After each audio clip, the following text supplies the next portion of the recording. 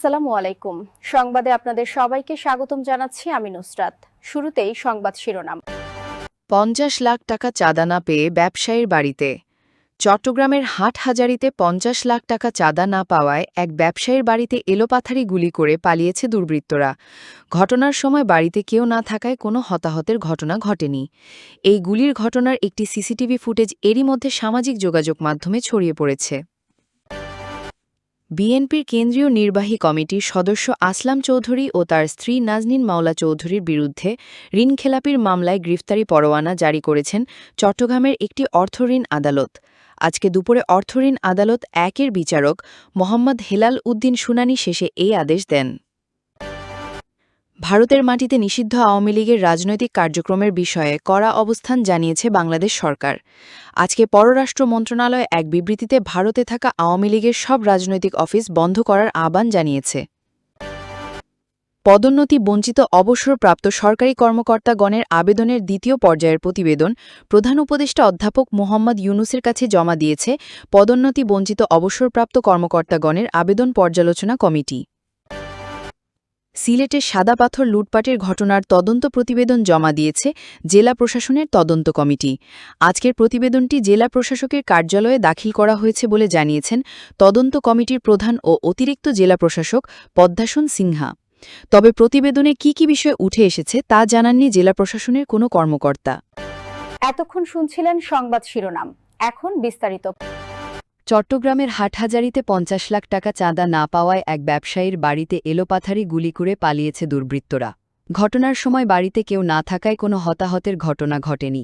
এ গুলির ঘটনার একটি সিসিটিভি ফুটেজ এরই মধ্যে সামাজিক যোগাযোগ মাধ্যমে ছড়িয়ে পড়েছে। গতকাল বুধবার দুপুরে উপজেলার মেখল ইউনিয়নের উত্তর মেখল গ্রামের বাসিন্দা মোহাম্মদ জাহাঙ্গীর আলমের বাসায় এ ঘটনা ঘটে। ইটভাটা ও আবাসন নির্মাণ প্রতিষ্ঠানের মালিক। খবর পেয়ে দুপুরের পর জেলা ও থানা পুলিশ ঘটনাস্থল পরিদর্শন করেছে। পুলিশ জানায় বাড়িটির দোতলার বারান্দার কাছে দুটি গুলির চিহ্ন দেখা গেছে। নিচে ৯টি গুলির খোসা এবং একটি তাজা গুলি পরিত্যক্ত অবস্থায় পাওয়া যায়। প্রত্যক্ষদর্শীরা জানান, ঘটনার আগে মোহাম্মদ জাহাঙ্গীর আলমের বাড়ির সামনে দুটি মোটরসাইকেলে এসে ৬ জন যুবক নামে। পরে ৪ জন বাড়ির সীমানা প্রাচীর টপকে ভেতরে ঢোকে, যাদের ৩ জনই অস্ত্রধারী। তারা দোতলা বাড়ি লক্ষ্য করে পিস্তল দিয়ে কয়েক রাউন্ড গুলি করে দ্রুত চলে যায়। এ সময় বাড়িটির মূল ফটক তালাবদ্ধ ছিল। চট্টগ্রামের অতিরিক্ত police super Hathazari circle Kazi Mohammad Tarique Aziz কালবেলাকে জানান, ঘটনার পর ওই ব্যবসায়ী জানিয়েছেন ১৫ দিন আগে একটি বিদেশি নম্বর থেকে তার কাছে ৫০ লাখ টাকা চাঁদা দাবি করে কল এসেছিল। ঘটনাটিকে তিনি তেমন গুরুত্ব দেননি এবং চাঁদা দিতে অস্বীকৃতি জানান। চাঁদা না দেওয়ায় সন্ত্রাসীরা এই গুলি করার ঘটনা ঘটাতে পারে বলে তার ধারণা। পুলিশ কর্মকর্তা তারেক আজিজ বলেন, এরই মধ্যে আমরা গুলি করার ঘটনায় জড়িত ব্যক্তিদের গ্রেপ্তারের জন্য কাজ শুরু করেছি। সিসিটিভি ফুটেজে কয়েকজন আসামি শনাক্ত হয়েছে, তবে তদন্তের স্বার্থে তাদের নাম এখন বলা যাচ্ছে না। এই ঘটনায় এখনও কোনো মামলা হয়নি বলেও জানান তিনি। ঘটনার বিস্তারিত জানতে ভুক্তভোগী জাহাঙ্গীর আলমের মোবাইল ফোনে কল দিলেও তিনি ধরেননি।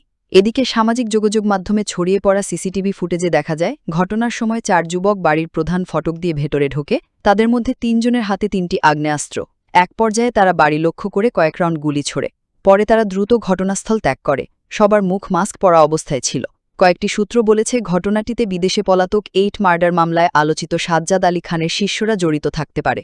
শীর্ষ এ সন্ত্রাসী বিভিন্ন সময় তার সহযোগীদের মাধ্যমে চাঁদা আদায়ের ধরন হাটহাজারীর ঘটনার সঙ্গে মিল রয়েছে। বিএনপির কেন্দ্রীয় নির্বাহী কমিটির সদস্য আসলাম চৌধুরী ও তার স্ত্রী নাজনীন মাওলা চৌধুরীর বিরুদ্ধে ঋণখেলাপির মামলায় গ্রেফতারি পরোয়ানা জারি করেছেন চট্টগ্রামের একটি অর্থঋণ আদালত। মঙ্গলবার ১৯ আগস্ট দুপুরে অর্থঋণ আদালত ১-এর বিচারক মোহাম্মদ হেলাল উদ্দিন শুনানি শেষে এই আদেশ দেন। আদালত সূত্রে জানা গেছে, চট্টগ্রামের পাহাড়তলী শাখার স্ট্যান্ডার্ড ব্যাংক থেকে নেয়া প্রায় ২৬০ কোটি ৭৭,৭৯,০০০ টাকার ঋণ দীর্ঘদিন ধরে পরিশোধ না করায় ব্যাংক কর্তৃপক্ষ আদালতে আবেদন করে।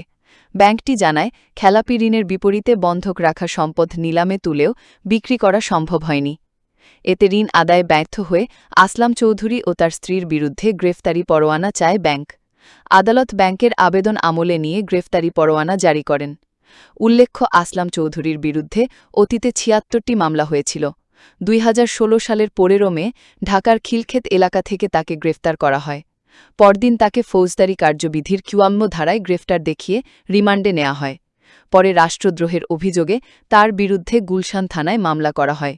যেখানে অভিযোগ ছিল তিনি ইসরায়েলি গোয়েন্দা সংস্থা মোসাদের এজেন্টের সঙ্গে সরকারের পতনের ষড়যন্ত্র করেছিলেন। গত বছর জুলাই মাসে সরকার পতনের দাবিতে গণ আন্দোলনের সময় তিনি জামিনে মুক্তি পান। ভারতের মাটিতে নিষিদ্ধ আওয়ামী লীগের রাজনৈতিক কার্যক্রমের বিষয়ে কড়া অবস্থান জানিয়েছে বাংলাদেশ সরকার। বুধবার ২০ সেপ্টেম্বর পররাষ্ট্র মন্ত্রণালয় এক বিবৃতিতে ভারতে থাকা আওয়ামী লীগের সব রাজনৈতিক অফিস বন্ধ করার আহ্বান জানিয়েছে। বিবৃতিতে বলা হয়েছে, মানবতাবিরোধী অপরাধে দণ্ডিত ও ফৌজদারি মামলার পলাতক আওয়ামী লীগের একাধিক নেতা এখনও ভারতে অবস্থান করছেন। এদের মধ্যে কয়েকজন গত ২১ সেপ্টেম্বর দিল্লি প্রেসক্লাবে একটি এনজিওর ব্যানারে সভা করার চেষ্টা করেন এবং উপস্থিত সাংবাদিকদের মধ্যে প্রচারপত্র বিতরণ করেন। বিষয়টি ভারতীয় গণমাধ্যমে প্রকাশিত হয়েছে। বাংলাদেশ সরকার জানিয়েছে, নিষিদ্ধ রাজনৈতিক দলের নেতাকর্মীদের এ ধরনের কার্যকলাপ বাংলাদেশের জনগণ ও রাষ্ট্রের প্রতি স্পষ্ট অবমাননা। এতে শুধু দুই দেশের পারস্পরিক বিশ্বাস ও শ্রদ্ধার সম্পর্কই ক্ষতিগ্রস্ত হচ্ছে না, বরং বাংলাদেশের চলমান রাজনৈতিক রূপান্তর প্রক্রিয়াতেও নেতিবাচক প্রভাব ফেলতে পারে। পররাষ্ট্র মন্ত্রণালয়ের বিবৃতিতে আরও বলা হয়, ভারতে অবস্থানরত বাংলাদেশি নাগরিকদের রাজনৈতিক কার্যকলাপ বাংলাদেশের জনমনে বিরূপ প্রতিক্রিয়া সৃষ্টি করতে পারে। এর ফলে ঢাকা-নয়াদিল্লির সম্পর্কের উপরেও বিরূপ প্রভাব পড়তে পারে। পদোন্নতি বঞ্চিত অবসরপ্রাপ্ত সরকারি কর্মকর্তাগণের আবেদনের দ্বিতীয় পর্যায়ের প্রতিবেদন প্রধান উপদেষ্টা অধ্যাপক মোহাম্মদ ইউনুসের কাছে জমা দিয়েছে পদোন্নতি বঞ্চিত অবসরপ্রাপ্ত কর্মকর্তাগণের আবেদন পর্যালোচনা কমিটি। বুধবার ২০ আগস্ট প্রধান উপদেষ্টার কার্যালয়ে প্রধান উপদেষ্টার কাছে এই প্রতিবেদন জমা দেন পদোন্নতি বঞ্চিত অবসরপ্রাপ্ত কর্মকর্তাগণের আবেদন পর্যালোচনা কমিটির আহ্বায়ক ও সাবেক অর্থসচিব জাকির আহমেদ খান।